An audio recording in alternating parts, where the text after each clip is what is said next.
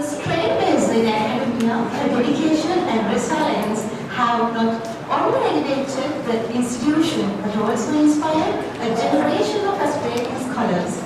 Her tenure as the university's Vice Chancellor is marked by a commitment to inclusivity, empowering students and faculties to thrive in supportive educational environment. Please welcome Professor Mrs. G.S. Ginigaddara, Vice Chancellor, Rajarata University of Sri Lanka, also the Chairman of CBCD, on the stage to share her insights. Over to you, Madam. Good morning, ladies and gentlemen. Esteemed Chief Guest, Prof. Meyer, other special foreign delegates from all over the world, the distinguished courtiers, including the Prof. Dr.M.Malaravan, the Chancellor from the University of Vavuniya, and honored keynote speakers, guest of honors, panel chairs, and all the other personnel connecting the conference, the directors from the social harmony centers from other universities, and all the academia, distinguished invitees, and beloved students. It's truly an honor to stand before you today as the Vice Chancellor of Rajarata University of Sri Lanka and the Chairperson of the Committee of Vice Chancellors and Directors in Sri Lanka for the year 2024 to address you at this conference, which is of a timely importance. As we navigate through the complexities of the 21st century, the transformative power of artificial intelligence and digital technologies have emerged as catalysts for positive changes in various spheres of our lives. Today, I would like to shed some light on how artificial intelligence and digital technologies can be harnessed to foster peace, strengthen democratic values, and contribute to the betterment of the society, country, and the whole world. Ladies and gentlemen, in the 21st century, we find ourselves in an era defined by unprecedented technological advancements. Digital transformation and artificial intelligence have become pivotal forces shaping societies, economies, and how we interact in the world and with the world. Today, I would like to emphasize the potential of these technologies in fostering sustained peace and strengthening democratic values. Digital transformation has the power to break down barriers, connect people across barriers and borders, and create opportunities for many collaborations. As we witness the global community becoming increasingly interconnected, we must leverage these digital tools to build bridges of understanding, tolerance, and cooperation. In doing so, we contribute to the foundation of peace by promoting dialogue and mutual respect among diverse cultures and societies. Digital transformation and AI contribute to the sustaining peace and democracy by enhancing communication and connectivity by breaking down geographical barriers, as I mentioned, where various digital and AI tools. Social media platforms and online communication channels facilitate dialogue among diverse groups, fostering understanding and collaboration. Microsoft Teams, Zoom, and some of the Google Meeting platforms can be taken as examples for these kind of digital platforms. As we all know, as you all know, through these platforms, we can have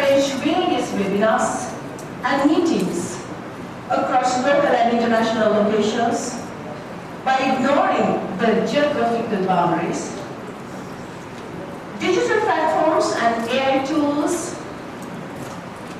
allow for the transparent sharing of information, making government actions more visible to the public, and numerous online platforms provide tools for citizens to hold governments accountable for their decisions and actions. These technologies aid in managing crisis effectively. I can invite you just to get kind of a refreshment on how information and communication technologies aid in rapid communication, coordination, and effective responses to save the nation, Sri Lanka nation, in the recent bomb attack as well as the COVID-19 pandemic situation. But these technologies should be enhanced further in Sri Lanka as a community. AI appreciation and application can assist in conflict resolution by analyzing conflict geographical factors, offering insights into potential diplomatic solutions, and assisting in improved security through advanced surveillance systems, early threat detection, and cybersecurity measures. AI technologies assist in monitoring human rights violations by analyzing vast data sets and identifying patterns indicating potential abuses as well. Automated systems contribute to the documentation of human rights issues, ensuring accountability and justice. Therefore, we have to train our future generations on these technologies, especially in the areas of artificial intelligence, and the universities must take priority in creating graduates in these emerging areas.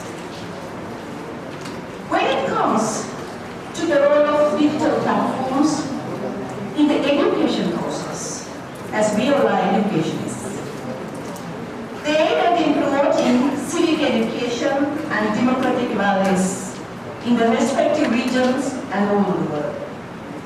All our resources enable citizens to stay informed about political processes, fostering an informed and engaged electorates. The educational landscape is significantly transforming due to digital technologies nowadays. Universities, as centers of learning and innovation, must embrace these changes to empower our students with the skills needed for the future. By fostering a culture of digital literacy and technological proficiency, we equip our students. In many universities, equip our students to navigate the challenges of the digital age and actively contribute to the development of the peaceful and democratic society. Ladies and gentlemen, many digital platforms enable international collaborations and cooperations, fostering diplomatic relations and cross-border initiatives for peace. Online forums and collaborative tools facilitate dialogue and joint efforts in addressing global challenges among the subject expertise as well. Therefore, these platforms are beneficial for the university community to have effective participation in the decision-making process and strengthen international and diplomatic relations. As we embark on this journey digital transformation and AI integration, it is important to remain vigilant and proactive in addressing potential challenges as well. Ensuring data privacy and mitigating biases in AI algorithms and promoting responsible use of technology are very important aspects in this endeavor. As we strive to harness the benefits of AI, let's work collaboratively to ensure these technologies contribute to the sustaining of peace and protection of democratic values and well-being of our global society. Ladies and gentlemen, in conclusion, the fusion of digital transformation and artificial intelligence presents us with unprecedented opportunities to advance peace and democracy within Sri Lanka and beyond. Let us embrace these technologies responsibly with the commitment to fostering understanding, inclusivity, and ethical practices as well. Together, we can build a future where the benefits of innovation contribute to a country and then to the world that is more connected, harmonious, democratic, and peaceful. Thank you. Appreciation for our esteemed special guest, Professor Mrs. Ginigaddara. I would like to call upon Professor Mangaleshwaran, Conference Co-Chair and the Vice Chancellor, University of Vavuniya.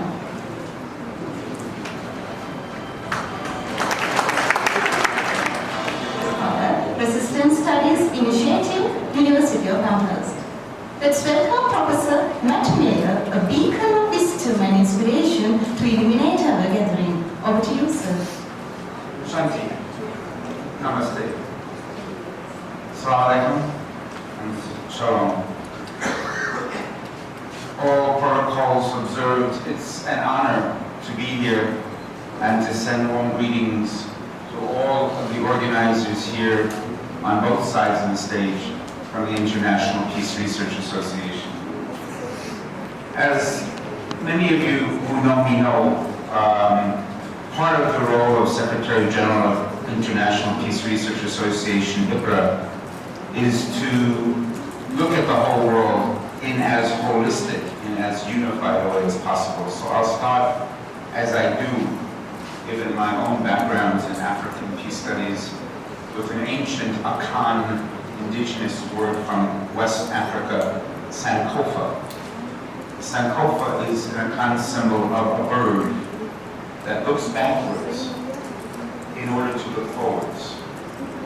And so we raise Akan symbols in what I'll say, taking a little tip from Hollywood, back to the future, because this conference is more than most struggling to tackle some of the cutting-edge issues that we are all about to face, whether we are ready or not. To paraphrase an old US peacemaker, we are being invaded by the 21st century. Digital transformation and AI topics, they're topics hotly debated throughout the academy and the social change movements. A debate filled, I think, with confusion, misinformation, excitement, and some fear. The basic problem, if we were to look proactively and as scientists at these debates, is that they prescribe to AI and many of the new technologies characteristics far beyond their means. The best and smartest artificial intelligence is, by very definition, artificial, and that's largely not capable of great acts of kindness or evil. Our digital transformations must include many newish technological breakthroughs, including the advent of our smart, or at least clever, phones, mobile devices which serve as our maps, telephones, computers, cameras, encyclopedias, televisions, radios, gaming systems, and now very much also as our companions. Thus, for those in the social sciences generally focus more on people than on things, worry about the impact of artificial smartness and all of our many recent digital transformations in the context of a social moment where a new generation of text users and inventors seem more alienated, more depressed, more disconnected, and maybe more apathetic than previous peoples confronting the future. I am, in addition to my role as APPRA SG, also a father of one teenager and one early 20s recent college graduate. So, I too am worried. But maybe, on good days, like today, I am not so worried. I am not so worried, at least, about the digital transformation in AI, not so worried because I am not yet certain that the evidence is in that this techno moment in history is the cause of those negative contexts facing our youth. I am not at all certain that the sadness and the sense of hopelessness, which has become epidemic among young people worldwide, isn't caused by deeper issues facing all of us as well as the planet we live on. They are just feeling these issues more strongly and more poignantly.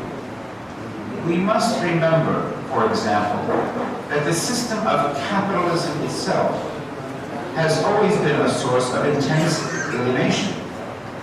And the hyper-capitalism of this late stage, with imperial powers like the USA on obvious decline and thrashing out against an entire world ready for its demise, only intensifies one's sense of hopelessness. Connected to contemporary hyper-capitalism is, of course, the climate crisis, another key source of frustration, urgent concern, and worry on the part of the youth and some others. But blaming digital technologies and worrying about AI is a neat and convenient substitution of the more root causes of the deeper issues facing all of us. And as researchers and educators dedicated to peace with justice, it is our job to dig radically to those roots. So let us begin. Let us begin by thinking of objects of digital transformations around us like tools, like a hammer or a stapler. True, one can use a hammer to hurt a friend, or a stapler to create bodily injury and harm. These acts, however, are due to the misuse, and I like to think that we can imagine and build more positive and future-building uses of the new technologies and systems before us today. I imagine the next generation will be particularly creative about human and earth-affirming ways of dealing with our digital and artificial intelligent moment, which might even help us move beyond today's alienation and hopelessness. I think there is evidence to support the view that many younger peacemakers of today are very dedicated and clever indeed, ready to pick up the movements and ideas that we, the elders, have tried to set forth. In order to support the next generation of peace researchers and APPRA members, those older amongst us must be very nimble, open-minded, pragmatic, and positive. It is hard not to think today of our recently passed co-founder Johan Dalton and acknowledge the empty chair we have for him in the audience. And the concepts of positive peace, including resistance to structural and cultural violence of genocidal warfare, the lack of human minority rights, and the freeing of land. We must connect to more positive visioning of the future, connecting to other global networks, like the World Futures Studies Association, like our elder Linda Goff has been doing for decades. Support for the next generation must mean not fighting the battles of our grandfathers, continuing to hold on to old ideological sectarianisms, to false dichotomies about tactical differences, to debates which rightfully have been settled long ago. We're at a moment when it might seem like new superpowers, like those of BRICS, are ready to herald an anti-imperialist moment. But so long as grave injustices continue to be central to nations, like the brutal Indian occupation of Kashmir, we see more of an emergence of sub-imperialism than anti-imperialism, ready to take the place of the U.S. without a subsequent change to positive peacemaking. That is why we must focus on our own alternatives. A 21st century decolonized peace studies must be an interdisciplinary academic field which is ready to vigorously embrace the challenges before us, technological, political, economic, and otherwise. It is not coincidental that APPRA moves from an historic conference last year in Trinidad and Tobago, bridging Pan-American and Pan-African lines in an academic space where we began and ended on the land of First Peoples, ceremonially rooting ourselves in lessons of the past designed for future use.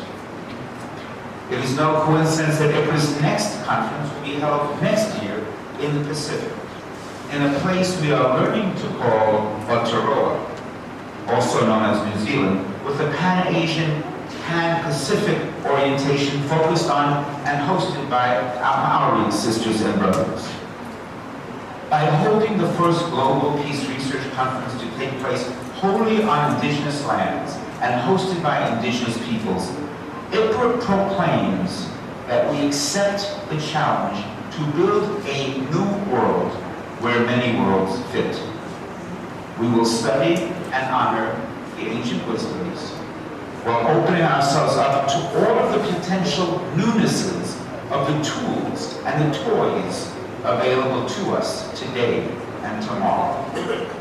We will do so in a way which gives new understanding to what our South American elder, Ursula Oswald Spring, has termed the patriarchy, the patriarchal connections which underpin so much injustice and violence, building a field where the connections between the personal and the political, between our research and the loving ways in which we must learn to treat one another are indelible. We must do so raising hope against hopelessness with a sense of wonder and joy. I invite you all to join me, to join APPRA. Let us join together to build a new world. Thank you. Thank you very much, Professor, for illuminating our rhetoric by sharing new insights. Yes, Professor Meyer. I would like to call upon Professor Ginigaddara, Conference Co-Chair, also the Vice Chancellor, Mr. Vavuniya, on the stage. Respected Chief Guest, Co-Chairs,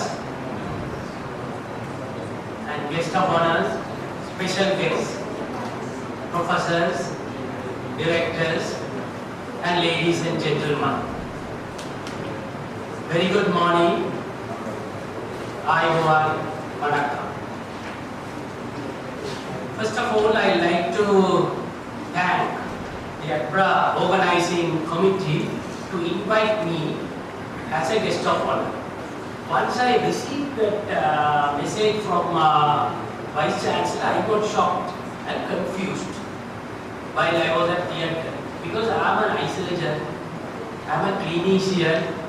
So why did they suddenly ask me to come to make and give a note or speech to the audience? So I am entirely a different person.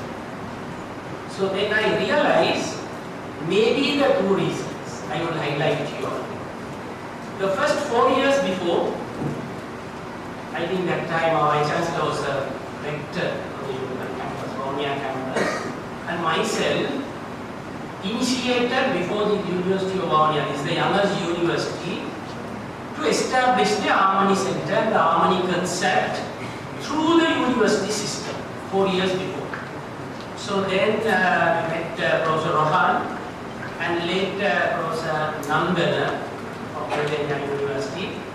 We had a several discussion with a stiff resistance, and we have discussed and we had a brainstorming, and later we discussed with the university chairman Professor Sampath, and we transformed these old facts to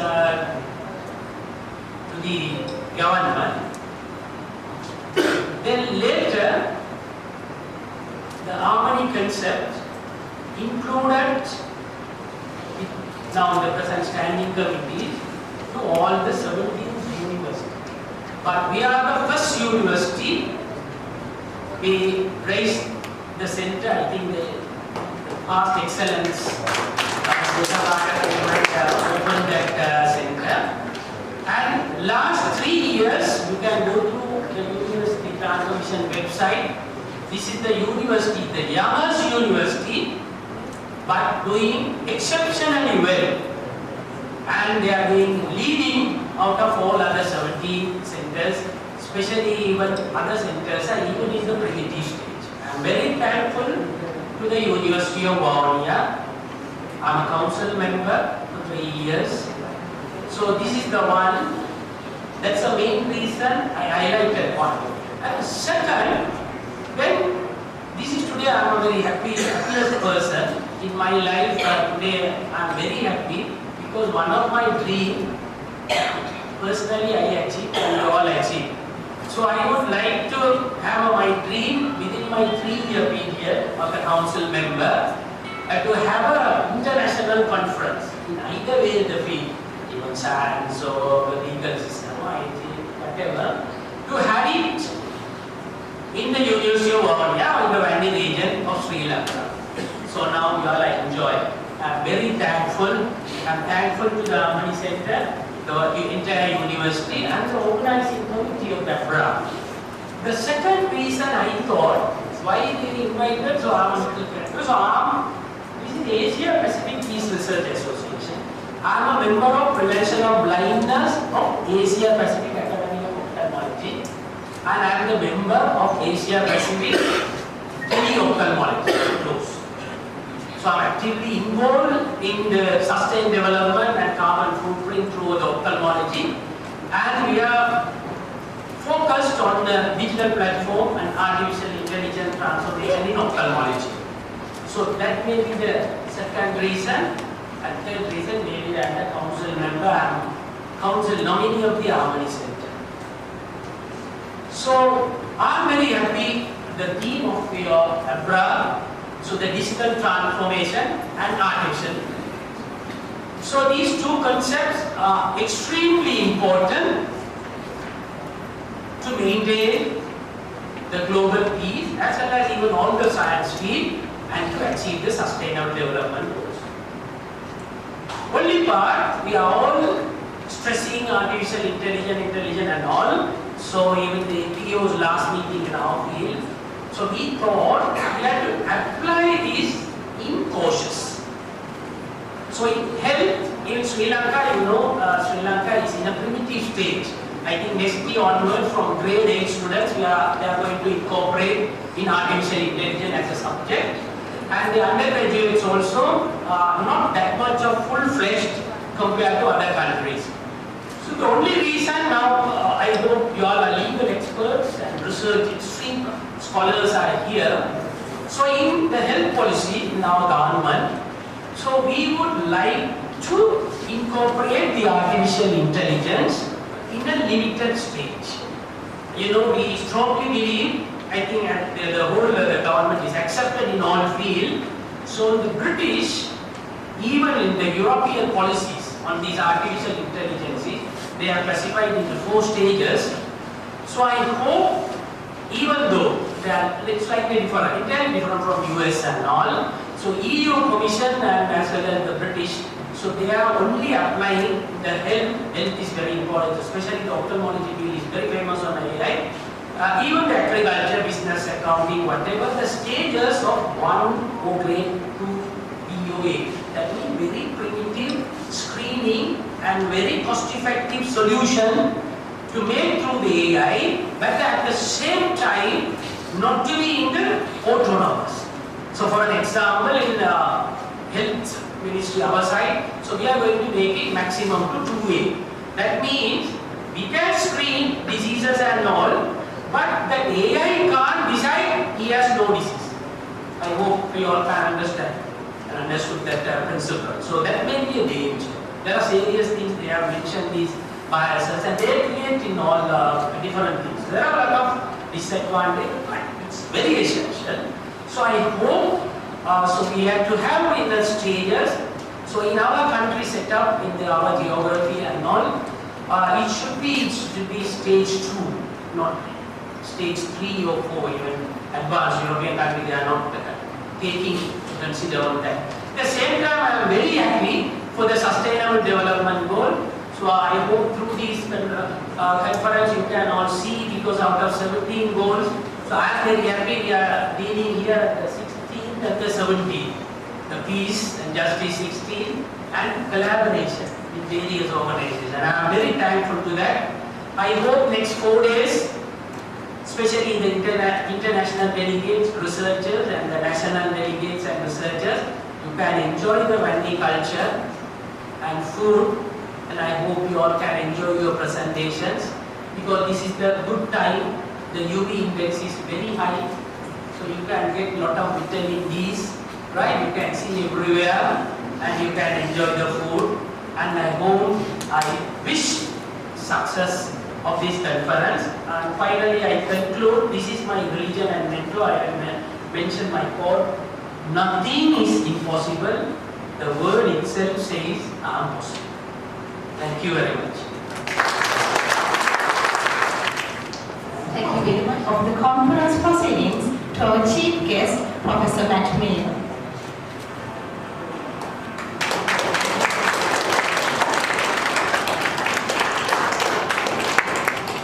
Also the conference co-chair from 2024, Kelly Meyer.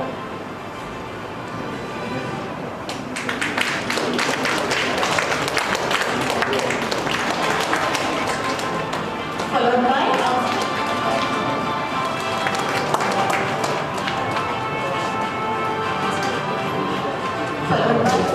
with a formidable educational background, including an MTech in Jamnagar Madras, an MBA in systems, and not one but 2 PhDs, one in AI and neuroscience from the University of Toronto, and another in supply chain management from Amherst University.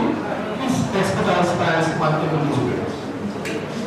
As an adjunct professor at Western institutions such as MIT, Zaragoza Linguistic Center in Spain, and a visiting professor at Plymouth University in the UK, Dr. Malaravan has shared his insights and shaped the minds of the future leaders in the fields of neural system, robotics, and technology. His illustrious career includes pivotal roles at renowned organizations like IBM, HP, SAP, and Xerox, where he spearheaded mission-critical projects across the globe. Dr. Malaravan's groundbreaking work in the healthcare supply chain management, particularly in Tamil Nadu, India, has garnered international acclaim, earning him prestigious awards such as the Rotary Award from the USA. Moreover, his entrepreneurial spirit has led to the establishment of Broadline Technologies Private Limited, BGPL, a premier player in domestic and international markets, empowering more than 300 professionals worldwide. In addition to his remarkable achievements in industry, Dr. Malaravan is deeply committed to social impact and innovation. His patented inventors, including the oxygen optimizer and AI-based inspection system, have revolutionized healthcare and manufacturing sectors, saving lives and improving efficiency on the global scale. Today, as we gather to explore the theme of digital transformation and artificial intelligence for sustaining peace and democracy, Dr. Malaravan's insights into the transformative potential of technology are invaluable. His expertise in harnessing AI and social good and his dedication to advancing peace and prosperity align perfectly with the ethos of our conference. Please join me in expanding our warm welcome to Dr. Malaravan, whose wisdom and vision will undoubtedly enrich our discussions and inspire action towards a more peaceful and inclusive world. Thank you very much. Good morning, distinguished Vice Chancellor Mangaleshwaran, Vice Chancellor Ginigaddara, and my friend Simkan, co-chair, and Rajiv, co-chair, Professor Kali, and my friend Mangaleshwaran, and Mr. Jayarajan, and distinguished participants, ladies and gentlemen. It's a great pleasure to speak about AI. I've been practicing AI for the last 35 years. I've post my PhD and innovations and AI. Let me give you a little background because there are many people come from different sections. So I will just brush up a little about the background of AI. If you talk about wireless communication, if you talk about computers, you talk about artificial intelligence, you talk about networking, all these things are not new technology. It's all about 50 to 80 years old. The technology is not new, it's an old technology. If you talk about computers, it's about 70 to 80 years old. So these technologies is not something new. Why artificial intelligence is spoken widely across the world is the marrying of quantum computing and artificial intelligence. So that is where the whole breed of computing power across the world has emerged. And AI become the leader. So coming to this, when we talk about early part of the scene, there is another topic you have given is the digital transformation. So I would like to take this parallel. If you look at digital transformation, in the 18th century, people talk about steam engine. That was the first industry revolution which only West, particularly UK, was leading. The rest of the world is not aware of.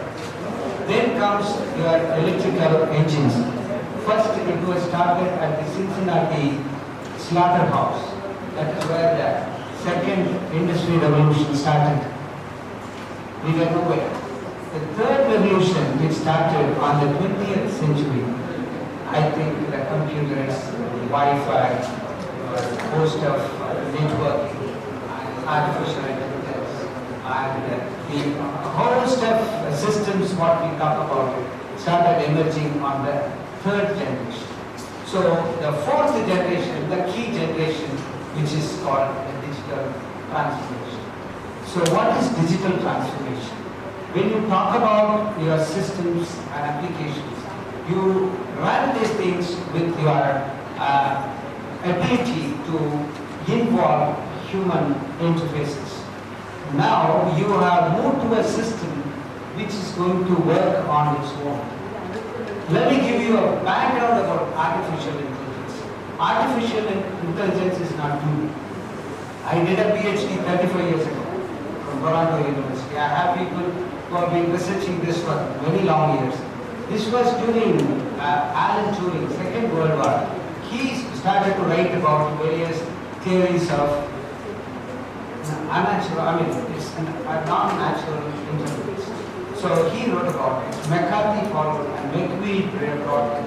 All these people have brought the basics, fundas of artificial intelligence. So the artificial intelligence was something not new, which is come. And where artificial intelligence people started to look was 1952. Professor Samuel at the Dartmouth College has built a checkers game using computing power.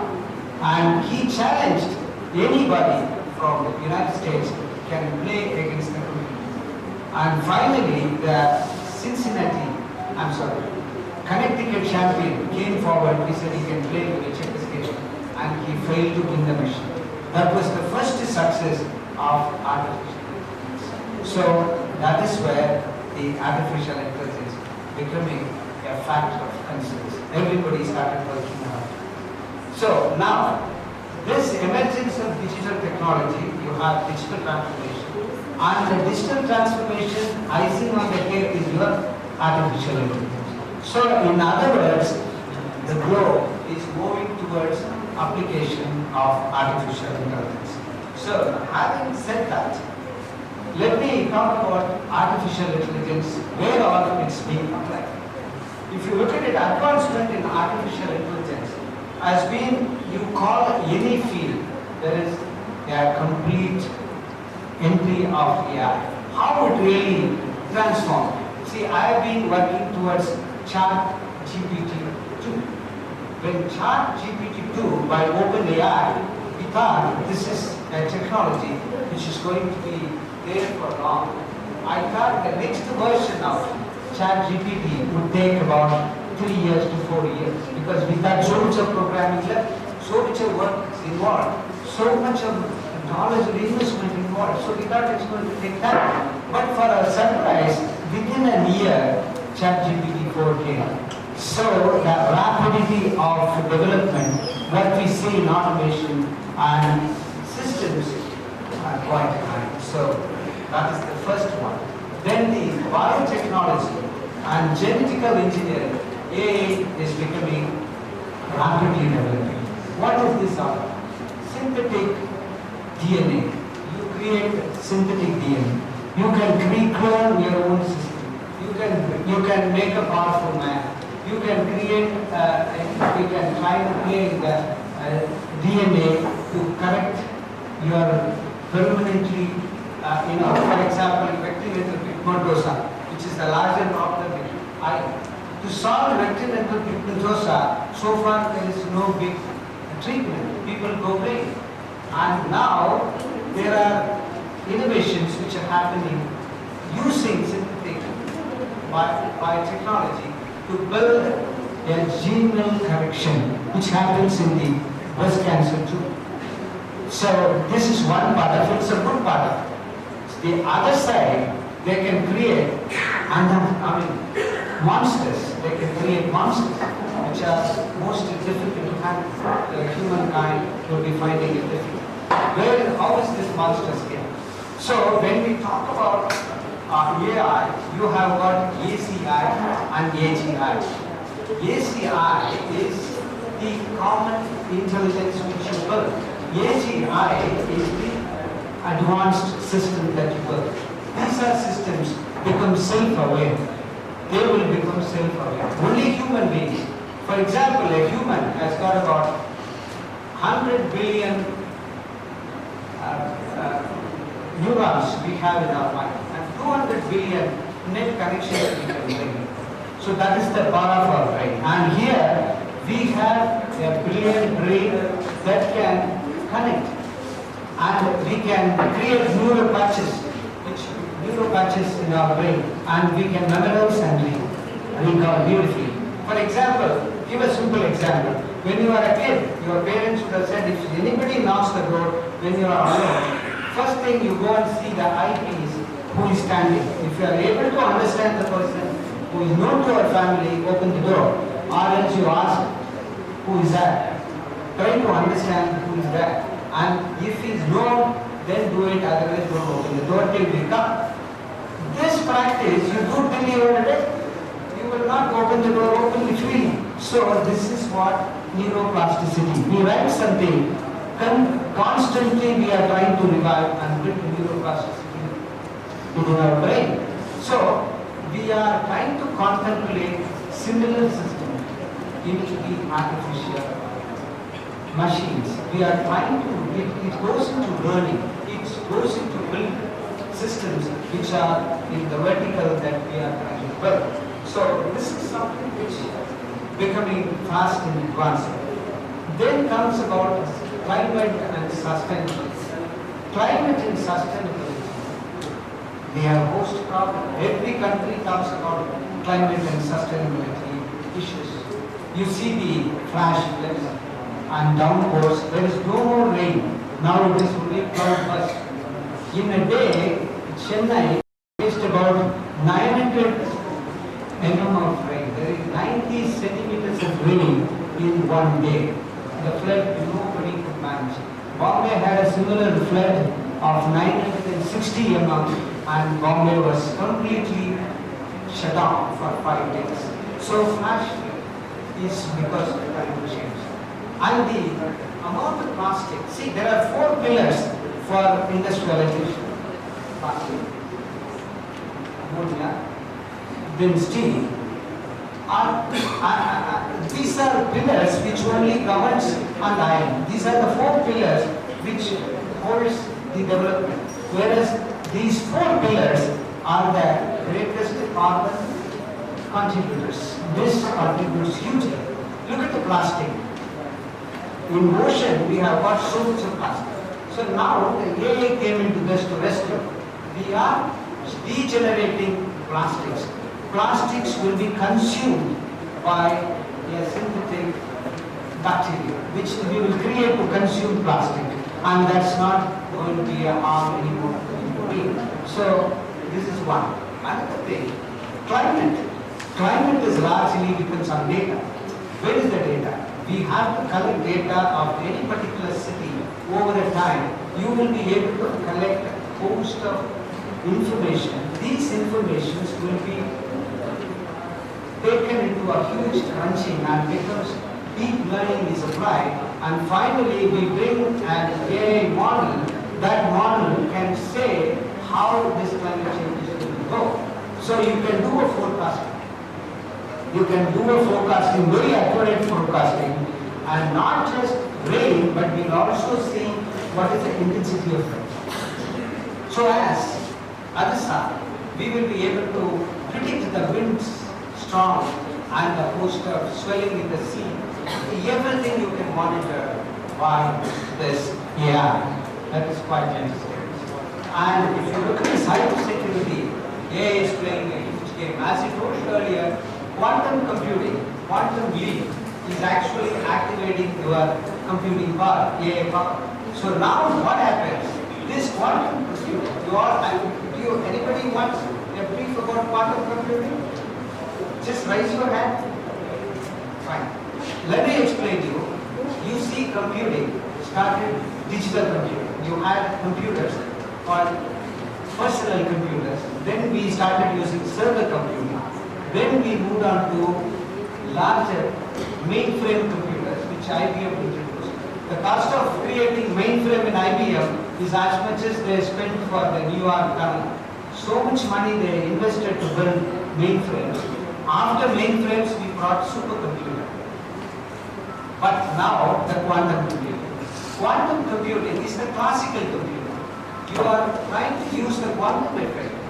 It is at the quantum computing works at minus 273 degrees centigrade. It will go Kelvin, absolute Kelvin. At that temperature, they will do the quantum resonance to create a linear. Now, if you look at the normal computing, you have got 0 and 1. Quantum computing, you have got 0, 1, 1, 0, 0, 0, 1, 1. So this is what we call it qubit. This is called qubit. So this computing it works like a monster. What we suffer from normal computing, this crunch the data in a nanoseconds. So the speed of computing becomes very important. Then the digital divide. These things. Okay, in the cybersecurity itself, there is another point. Once you create such a powerful computer, which also will be hacked by anyone. For example, if the defense system of any country is hacked, you can take off all the missiles by your account. The example is the killing of the Iran nuclear scientist, Mohsen was killed while he was highly protected by the Iranian force. He was in the car, he was followed by the entire security parade, and he was going. There is a lorry was kept open, nothing, abandoned lorry, suddenly throwing bullets. Thousands of bullets were done at one shot. Mohsen had serious injury. They are trying to extricate him. Again, 1,000 bullets came, and he was killed on the spot. And next second, the lorry was blown off. No evidence, but later, satellite images, they found who is the culprit. So this is another threat. So you can try and mitigate all your problems and you create new problems. That is what in the whole, now we talk about dilemma. The dilemma meaning where to go, what to do. We have the dilemma. That's where the whole world is looking at. So I think my time is fast approaching. I can't take much time. I conclude. I tell you something. These technologies growing at a greater pace. We need ethical system. We need peacekeepers to really involve in trying to create proper systems in place to protect the peace of the world. Otherwise, we will have an endless problem which has no solution. If you create a system, an automated system where there is no human intervention, it becomes so difficult. If you want to remove the system, you cannot. That will become a chaos. Because one system, if you remove, the entire system will be chaos. So how to handle this is a major problem for all the youngsters. Do it at your best, all the very best. Thank you for this opportunity. Appreciation from